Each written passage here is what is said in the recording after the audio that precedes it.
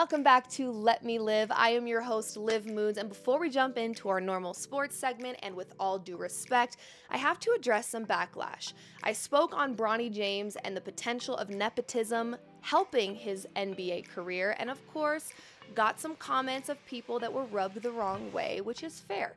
One of which was a user on X named Lake Show 24, and I should have known right then and there, the moment I saw Lake Show, they were likely going to have an issue with what I said, but they brought up great points, and the whole purpose of creating this show was to create a safe space, to open up conversation, to have dialogue back and forth respectfully, so that my mind could potentially be changed, or your mind could potentially be changed. So I wanted to talk about some of the things that they brought to my attention.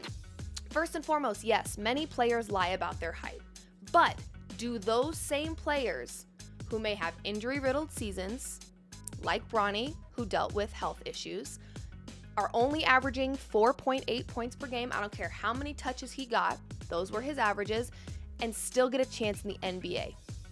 That was my whole point. You could take another player in the same exact situation as Bronny James with the same numbers, with the same amount of fibbing and stretching of truth about his height, and they would not get the same opportunities because they don't have the last name James. That was my whole purpose of the video. So yes, many players fib about their height.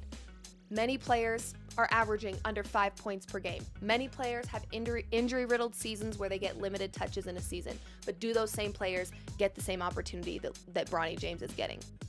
Probably not. That was my point. I also want to say that if nepotism opens opportunities, opens doors to young black men who may otherwise not get them, I can appreciate that. I don't want anyone to ever think that, oh, you're just bringing this up with Bronny James. There's plenty of nepotism everywhere. I started the show by saying that nepotism runs the world whether we like it or not. First and foremost, I have to say this. I have to get it out into the universe. Nepotism rules the world whether we like it or not. And if LeBron James's years of hard work and basically paving the way in the NBA has opened opportunities for his young black sons, I absolutely can appreciate that. But I also can have an understanding for the players who work just as hard, have as much skill, and aren't fortunate enough to benefit from nepotism.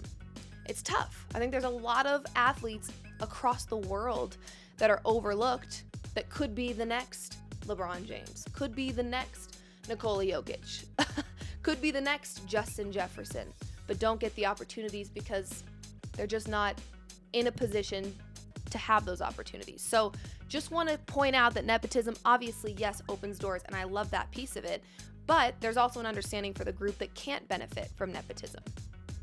All of that to say, nepotism is everywhere. Bronny is not the first to benefit from it, and he will certainly not be the last to benefit from it. We see nepotism in front offices. We see nepotism with coaches, fathers. Austin Rivers has entered the chat. We see it with siblings. Giannis's brother got an opportunity because Giannis was a baller in the league. We see it everywhere, okay? Bronny is not the first, and he is not the last. I don't want to make it seem like I was just pointing out Bronny James and not acknowledging that it is everywhere in the NBA specifically. It's in the world, period, but especially in the NBA. On the subject of basketball, let's enter our sports segment of the day.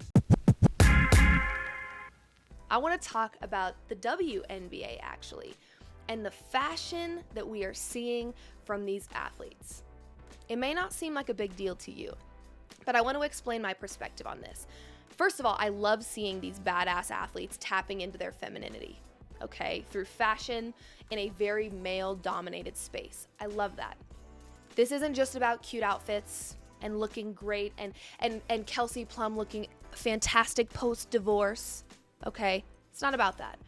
What it's about is proving how multidimensional these athletes truly are.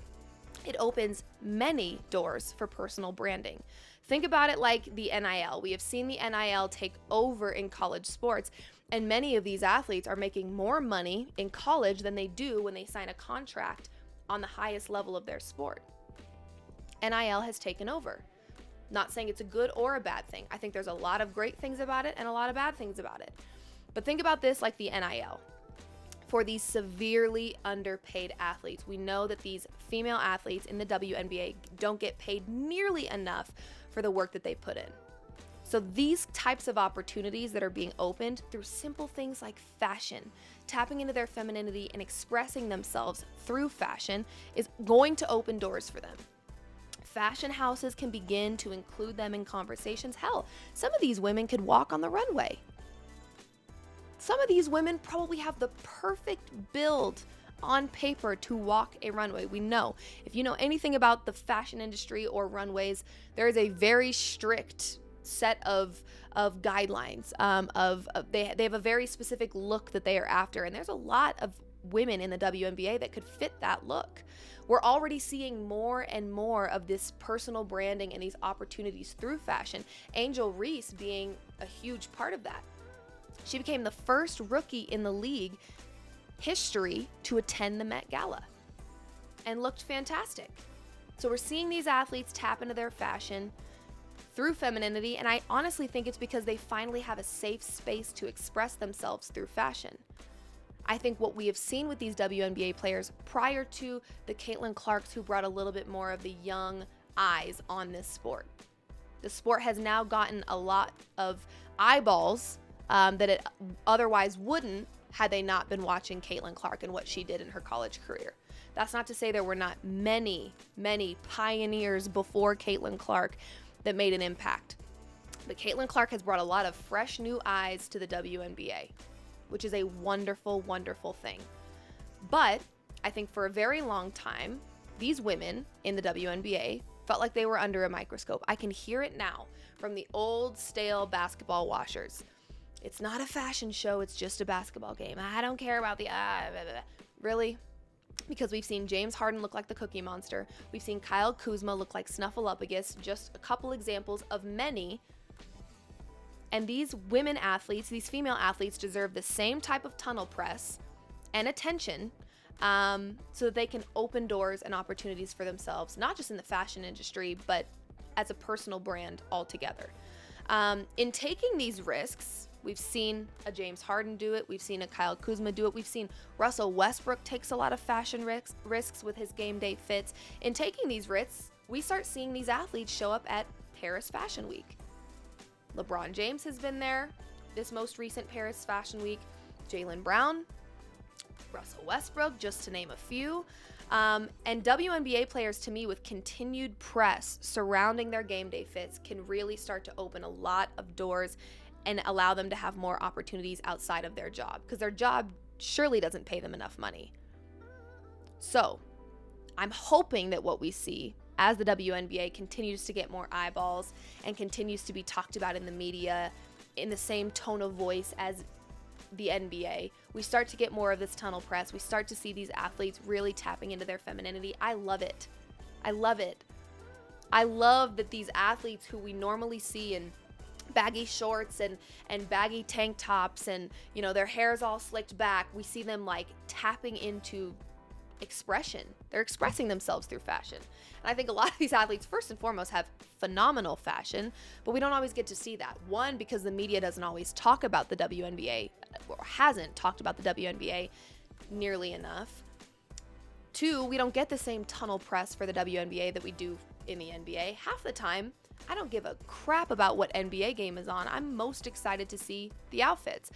I'll tell you right now, if the Pistons are playing the Wizards, I likely don't care about the game. But there's going to be some really great opportunity for game day fits. League Fits covers these all the time. We love it in the NFL as well. So I'm excited to see, hopefully, continued press for these WNBA players as they tap into their femininity, express themselves through fashion, and more importantly, open more doors for themselves, for their personal branding, to get more opportunities, because we know these female athletes are extremely underpaid, and hopefully that's starting to change. So, loving the fashion. Let's keep it moving, ladies. You look phenomenal, and I'm happy that the media is starting to pay attention to them a little bit more. We're going to jump into With All Due Respect. This one is a doozy. If you didn't see it, the Kansas City Chiefs kicker gave a commencement speech at a Catholic school. For the ladies present today, congratulations on an amazing accomplishment. You should be proud of all that you have achieved to this point in your young lives. I want to speak directly to you briefly because I think it is you, the women, who have had the most diabolical lies told to you. How many of you are sitting here now, about to cross this stage, and are thinking about all the promotions and titles you are going to get in your career? Some of you may go on to lead successful careers in the world, but I would venture to guess that the majority of you are most excited about your marriage and the children you will bring into this world.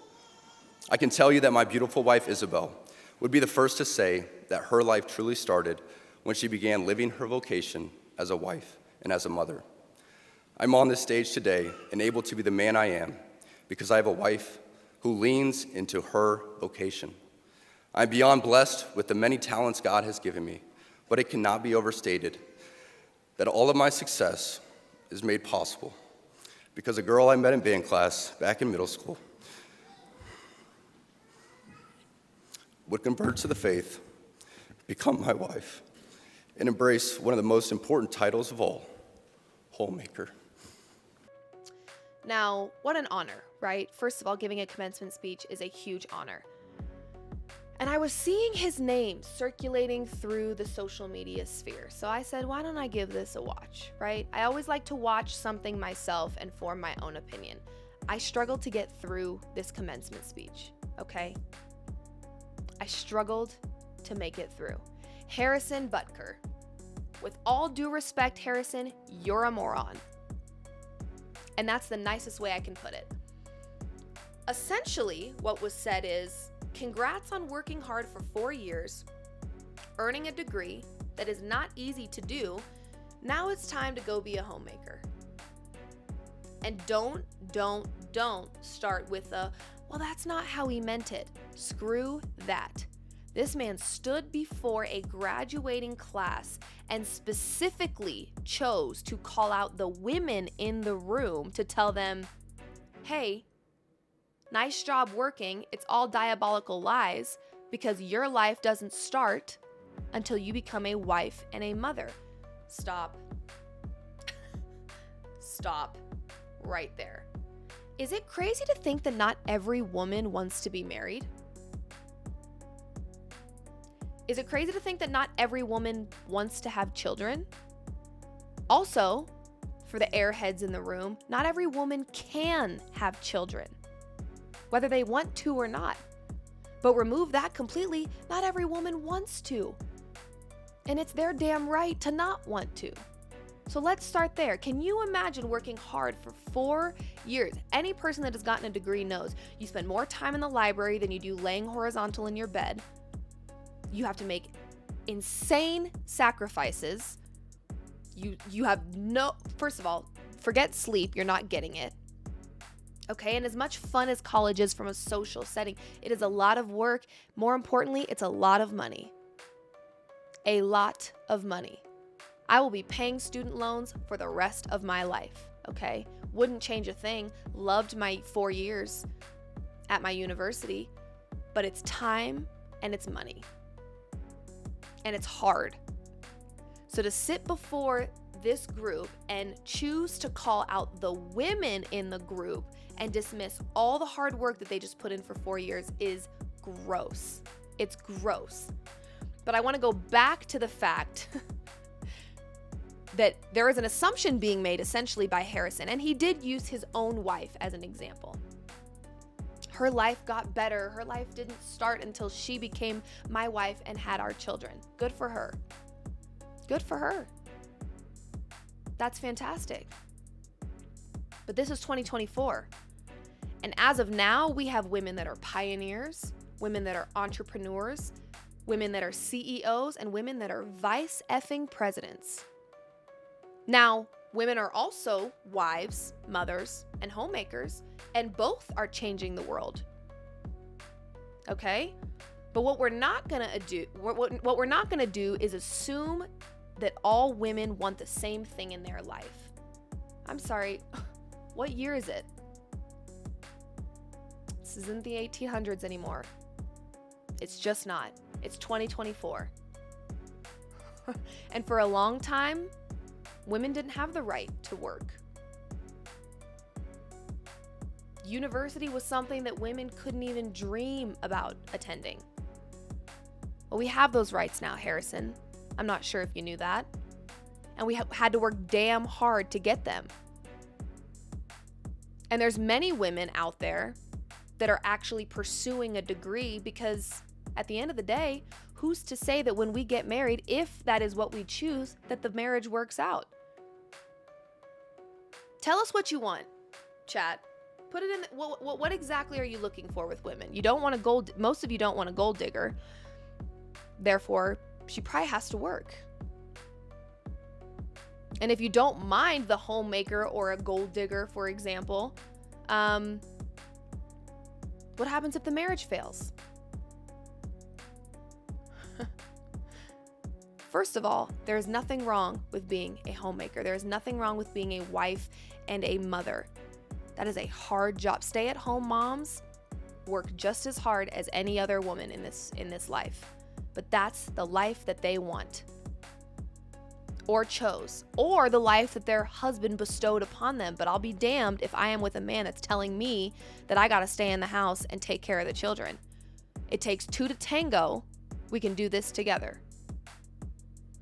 So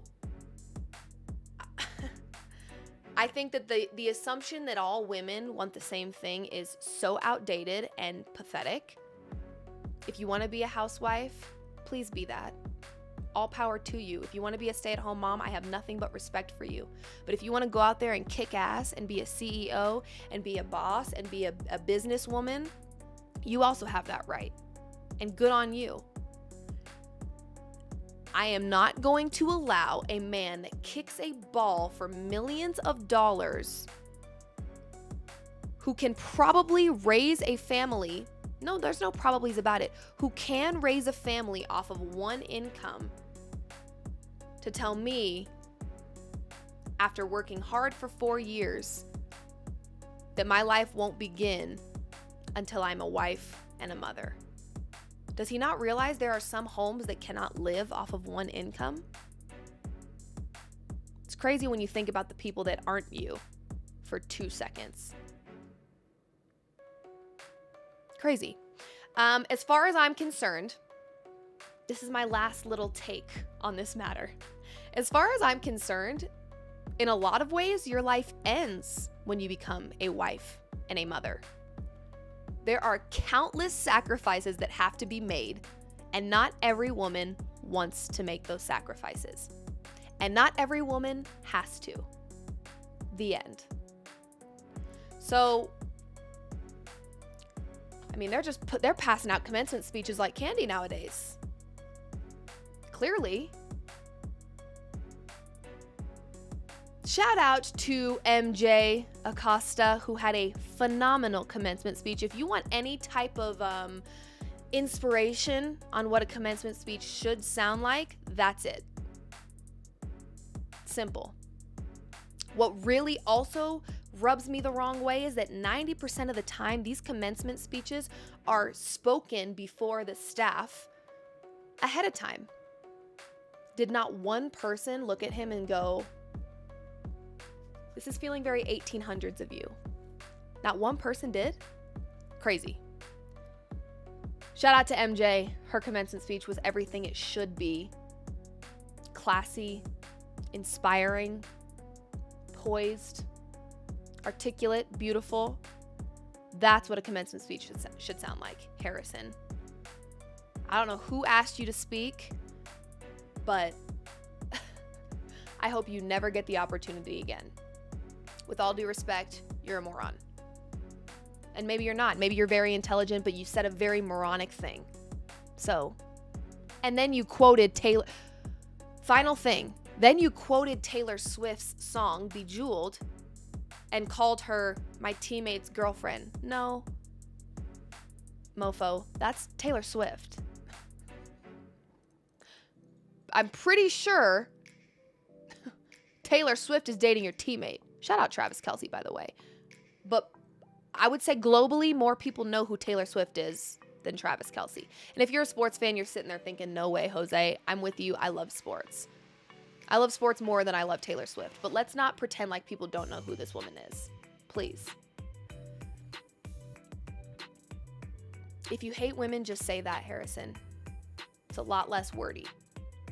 That is all for today for Let Me Live. We talked about some backlash that I am hoping we can continue to have those types of conversations. We opened the show with a little sports segment talking about the WNBA, and then we talked about Harrison Butker. I am a Broncos fan. I have always hated the Chiefs, and he's making it exceptionally easy as we move into the upcoming NFL season. So thank you for tuning in. We will be back very, very soon, and have a blessed day. See ya.